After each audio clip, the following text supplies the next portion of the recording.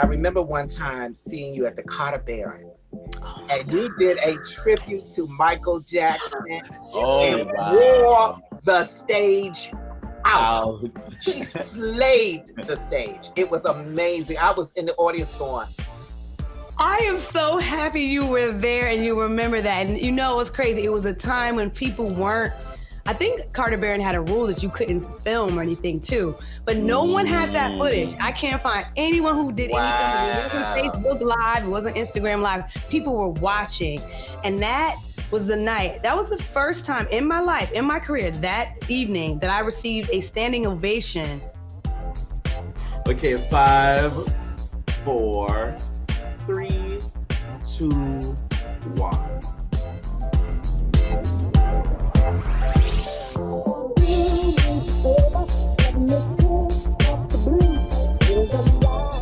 Hi everyone, it's me, Krylios, Team Rayceen Productions MC and producer. And joining me as usual is the legendary Rayceen Pendarvis.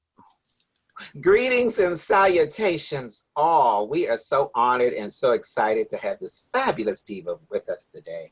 Ladies and gentlemen, I am so proud to introduce the one, the only, Miss Deborah Bond. Hey, hello fam, how y'all doing? Thank you so much for having me today during these crazy times. Seeing your beautiful faces gives me some joy and lifts me up. It keeps me going. So thank you guys for having me here. I'm so excited to sit and chat with you guys about all things Deborah Bond. Yes, we love it. We love it. And it's really our pleasure. It's really our pleasure, especially, you know, having such a wonderful and talented songstress in the house. One who has performed at the Ask Rayceen show. So we love that. You know, tell me about that experience, you know, performing at the Ask Rayceen show. You know, the very first thing that sticks out in my mind is the energy I received that day or that evening. I felt very welcomed, as I always do. Let me just put that out there. Rayceen, just from day one, has embraced me. And as an artist, we get love, and sometimes we don't get love. So we remember those who lift us up. And Rayceen has always lifted me up. So right off the jump, I knew I was going to be in a space where everyone would share those kind of vibrations. And so I had a good time. I remember I had on a little polka dot crazy outfit, and I was trying to be cute and sassy. And yeah, I just shared a little bit of my soul with the crowd, and it was such a good time. And smiles in the audience, people rocking from side to side. And I'm not shy. I like to look in your face, reach out and touch you, get close to you. And that was the environment. That was the perfect environment for that. So it was a good time. I can't wait to do it again. That's wonderful. We love you. We love you. The love is felt, indeed, and I love you. And we love you back 10 times fold. But as a singer and a songwriter, an artist, a prophet, we call you one of DC's princesses of neo soul. You just, and we just love you, especially here in the DMV. The DMV, it has so much love for you. I mean, even though you're a woman who has traveled internationally and worked with so many artists. Tell us about some of the artists you've worked with over the years. Oh man, first and foremost, I've got to give big shouts to the legendary Bluey Manuick, who is of the group Incognito, who I, to this day, still have these moments where I can't believe I'm working with them, and I've traveled with them and toured with them because I was listening to them. I was like a super fan, and I'm just very blessed to have, because of my background in radio, I was able to kind of find my way to him and meet him and share my music, and he was impressed. And for someone of that level to be impressed with what I'm doing, I'm just like blown away by that, to be honest with you. It was really trippy to believe that Bluey, this founder of this mega band that's like tours the world, it felt like he wanted to collaborate with me, So I have to give big love to my girl, Mesa Leak of Incognito. That's my Baltimore homie, my girl, one of the most down-to-earth divas to work with and travel with, and to stand on stage next to her and to take her in while she sings. Another level.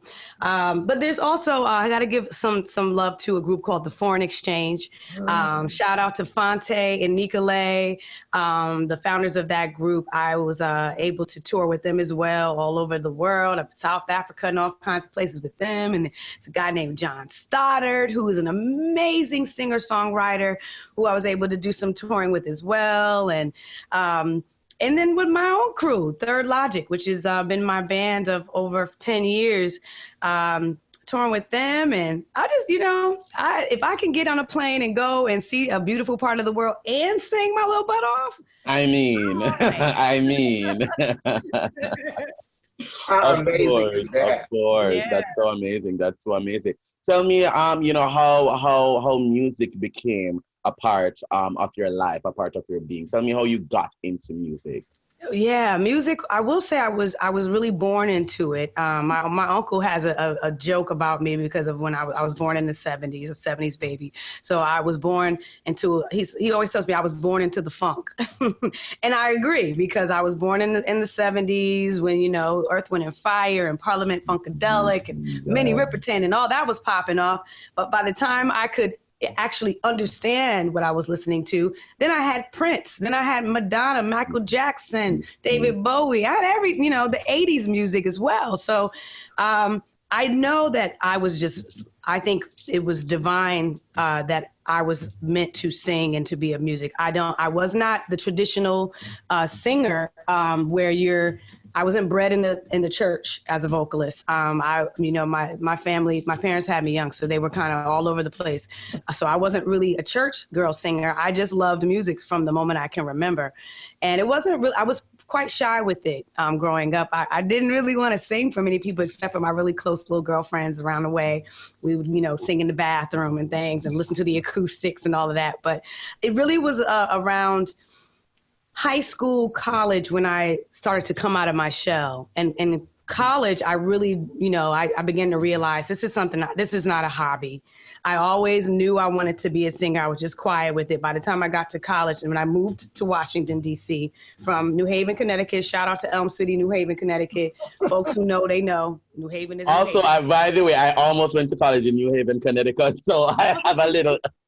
Yes, because if you know, because people think when I tell people I'm from Connecticut, they think I'm rich and I live in the woods. And I mean, if you look a little bit up, you look up New Haven. No, that's where all the black folks are. That's where the hood is. And so good call, maybe not good. Yeah, I went to Howard instead. I moved to DC, and instead of going to Howard, I went to American University, which I will say I met lifelong friends. I met my first set of musical collaborators, and I also met people from all over the world at AU, which I feel like that was the universe setting me up for my future, having a roommate from Japan, having friends from Senegal and, Sierra Leone and Jamaica and, Poland. So American opened me up, got me ready for the world that I would be seeing through the stage. But it really was around that time at AU that I started meeting some musical people. I was studying voice as my music, as my minor, and I started to really get serious about it. And so when I was done with school, I just started seeking out creatives, and DC is full of them. I mean, in 1999, 2000, bands, it was all about Fertile Ground, Divine Nature. The bands were rocking in this city, all of the go-go scene. And for me, I just ate it up. I just absorbed it all. I was like, I'm not moving back to Connecticut. I am staying in DC. DC is my home now. And I do have to say, Washington, DC has bred me in my stage presence, learning how to perform.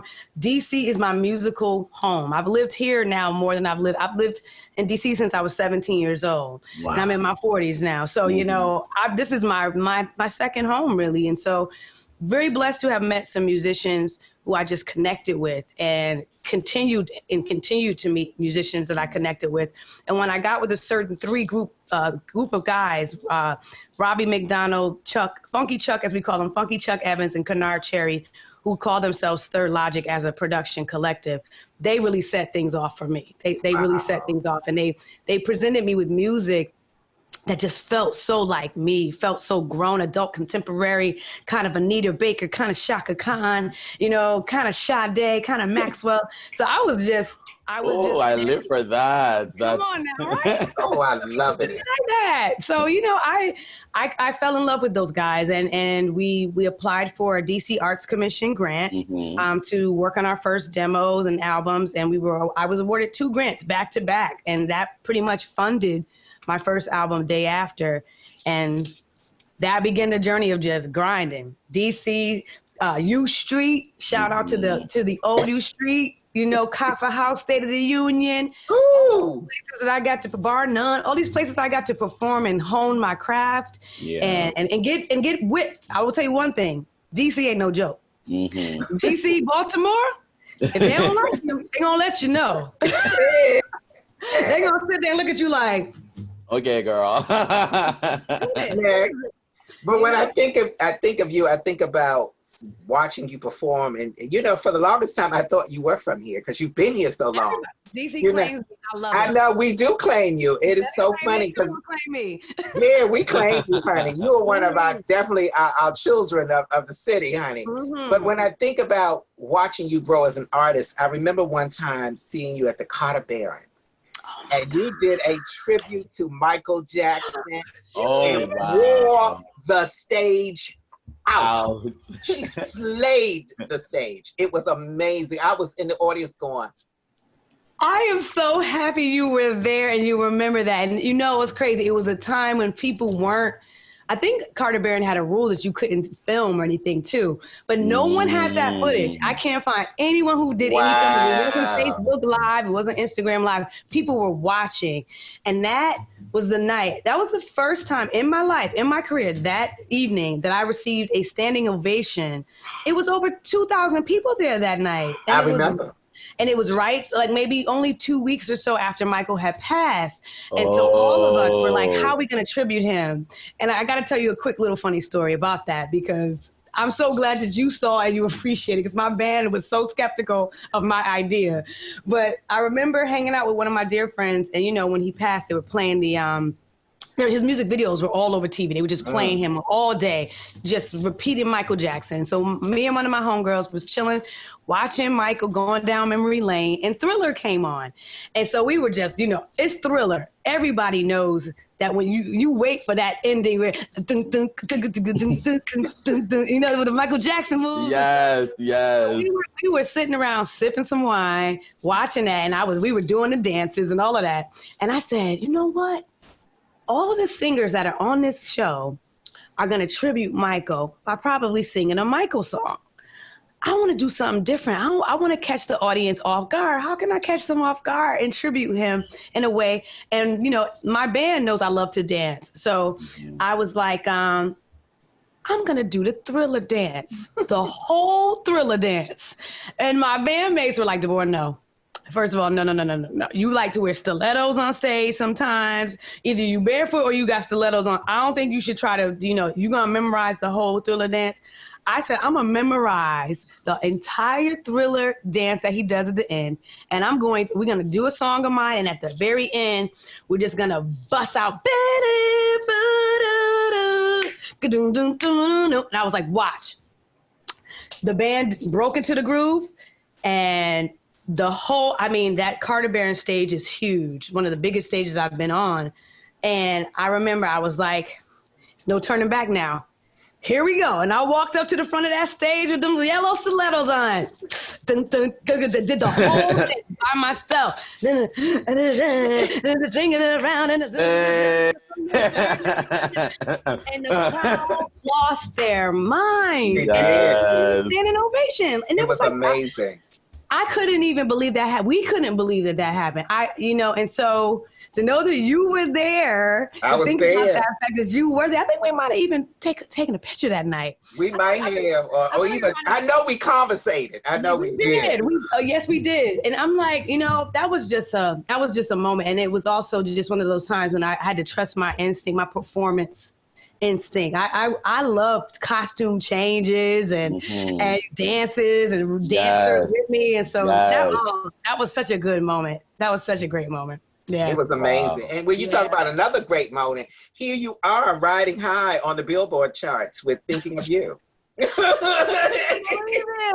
can't even believe it. I mean, okay, so I'm gonna keep it real. So what is happening with that song is that it is being added to so many smooth jazz radio station rotations that it is the #1 most added song. And I've never, Bluey sent me a text yesterday like, hello, lady, congratulations, we charted, and I'm like, first of all, Bluey's texting me. That's like my Papa Bear, my musical Papa Bear is texting me. 2, he's texting me about a song we're on together singing. That's gotten a mention on billboards. I've never had that happen to me before. And this is during COVID, when I'm not on stages, and you would think that might not be something that I would even be thinking about right now because I'm not doing shows and stuff. And like somehow my name has gotten mixed in the world of Billboard with this song called Thinking of You. I don't know if many know about Citrus Sun, but Citrus Sun is an offset of Incognito. So basically what Bluey did was, very smart man too, because George Clinton did this with Parliament and P-Funk. They're mainly the same members, but a few different members and a few different types of songs. So Bluey did the same thing where he shrunk the band. He brought in a legendary guitar player, and he keeps Citrus Sun music a little more instrumental heavy, more smooth jazz as opposed to funk, R&B, soul, like with Deep Waters and all of those songs. So Citrus Sun, I remember Bluey maybe a year or so ago asked me if I would be interested in singing during their U.S. tour to cover for some of the other Citrus Sun singers. And I was like, sure, I'm down, whatever. I mean, Citrus Sun, Incognito, I love it all. Let me do it. And it went over so well that he was like, I need to put you on the next Citrus Sun album. And I had happened to be in Amsterdam doing I do jingles for radio, and I work for a station out there. And I was out there and I was like, wow, London's only an hour away from Amsterdam. I'm going to see if maybe they want to do a writing session or something in person. So I flew from Amsterdam to London, and we spent a day just locked in the studio and built that song from scratch. And Bluey had a few words that said, I think of you when I look at the stars, just like my guitar. And I just thought, wow, that's so beautiful. And Bluey's been lately wanting to reconnect to the sound of bossa nova. He's really into bossa nova music, which I love. And when I heard that, and once we got we started building up the song, I was like, okay, I'm gonna tweak the words a little bit, because I used to have a long-term relationship with a guitar player. And so I changed the words to, I think of you when I look at the stars, you and your guitar, instead of just like my guitar, which were the words of Bluey. I say you and your guitar. And he was just like, perfect, it's perfect, it's perfect. And we did it. I did that recording in my home in Southeast DC. And I was chilling in Southeast, living in Naylor Gardens, and I recorded it in my living room and sent it to Bluey, and he was like, "This is beautiful. We got you. We got you. We'll mix it. We'll master it." And here it is, charting on Billboard. Oh, beautiful! That is so beautiful, and it's so crazy because, as you pointed out, during COVID, and for many people, this. It's a stressful time, but it's also been a time for many people for, reawakening and, refocusing, restructuring, a lot of that. And I'm sure, you are probably working on stuff right now. You're being inspired right now. Tell me about that, and tell me about the process right now, especially, with the specter of the pandemic, over everything. Tell me about that. Oh man, there's so many waves, because I'll be honest, in March, I didn't think this year was going to flow this way. I thought maybe this was going to be like a moment. It's going to come and go, like swine flu and all those little things we dealt with back in the day. And this hit us really hard. And I was supposed to be in Japan with Citrus Sun this year, touring off of this new album from them, and everything just stopped. And, when that happens, it really will it'll show you what you're made of, especially as an artist, because our world just stopped. I went from having a year worth of gigs to having 0, and you got to take some lemons and make it lemonade. Now, I'm not going to say that everyone is doing this, and I'm not going to say that if you don't create music, you are just sucking on lemons, because some people actually need the break. Some people need to chill, you know.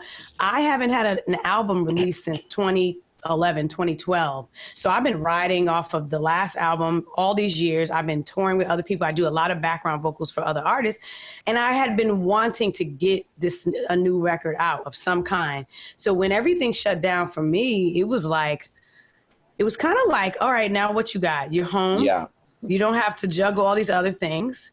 What you got, you know? And I also, I'll be really honest with you guys, you know, come 2016, a lot of my personal life kind of flipped upside down. Long-term relationship ended, moving all around, just kind of blowing in the wind. And I wanted to somehow allow my audience to be taken on that journey with me, to see, you know, through my words and through my voice, what I've been going through. And I don't know, man. I had a good friend of mine say, you need to buy some equipment. So just get your gear up, invest the money, get yourself some new speakers, get yourself some, you know, make sure your microphone is great, blah, blah, blah, and get going. And I really don't know what set it off, but something clicked in April and said, you know, just write, share yourself. You have musicians around you who are presenting you with music. Take those tracks and write some lyrics. And I just started to do it. And the more I just kind of said, okay, I'm really gonna make it a point to do more writing, and I have the means to do home recording, stuff just started flowing. And I will say this, there's a lot of learning, because if you're not a tech person, which I have a little background because I do broadcasting and radio and all that, I'm more of a personality like you. I'd rather be interviewing or singing in front of the mic as opposed to troubleshooting, plugging and taking mixers and monitor. I want an engineer to do that. But this, you know, kind of forced me to get myself in that driver's seat. And I have to say that the art just started flowing from me. The writing and the music just started flowing. And then the resources started flowing. We're all kind of in the same boat, whether you're an artist or little.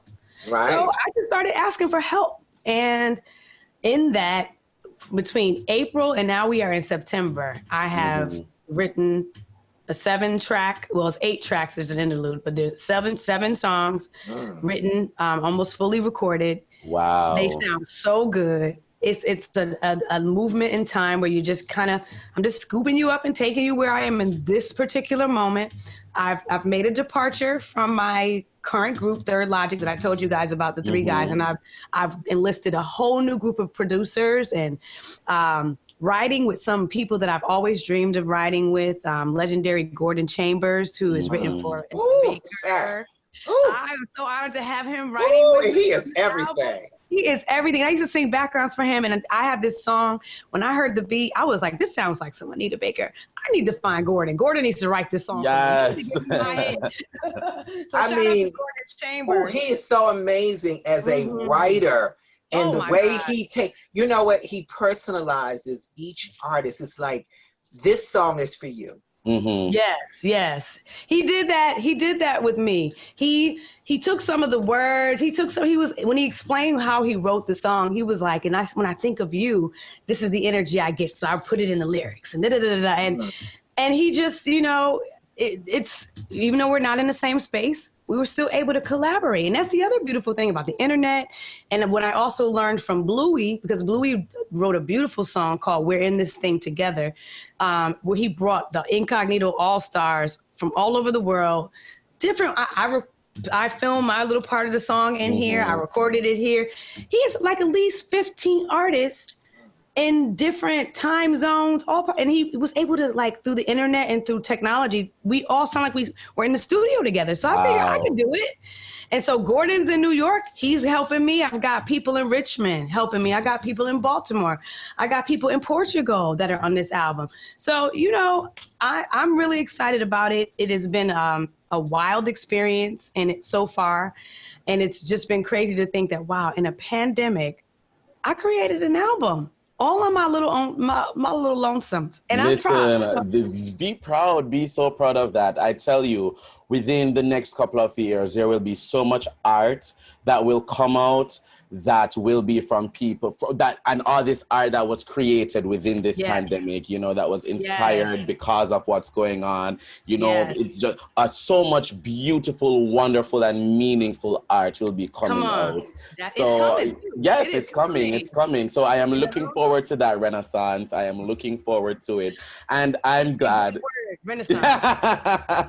And I'm so. I literally told someone that it's going to be a new. It's going to be a new renaissance. Fully that. Yeah. And we're so glad, Deborah, that you are a part of that renaissance, being the wonderful artist you are. Could you just tell our viewers how they can keep up with you and follow you and you know, access all your music and all of that, honey? All of that. I am out here in the world. You can Google me literally, and you can find my Apple iTunes. I'm on Amazon. I'm on Spotify. I will soon be on Bandcamp, because when this new album drops, I'm going to beg all of you to go to Bandcamp and buy it, because Bandcamp looks out for artists. And I have a YouTube page, Deborah Bond Music, where I'll be uploading some really interesting content outside of the music, just some media, some film type stuff, some cinematic type things. I'm a social media girl. I'm out there sharing my life with the world. So I'm on Instagram as Deborah Bond, BORABOND, Deborah Bond Music on Facebook, Deborah Bond on Twitter, and I have www.deborahbond.com, brand new website where you can even sign up to take some private voice lessons or some mentoring for me on my website. I'm out here. You can find me everywhere. Love it. Thank you so much, Deborah, for joining us today. Thank you guys. This is beautiful. I love it. Oh, we love you. And most of all, to viewers, thank you for watching.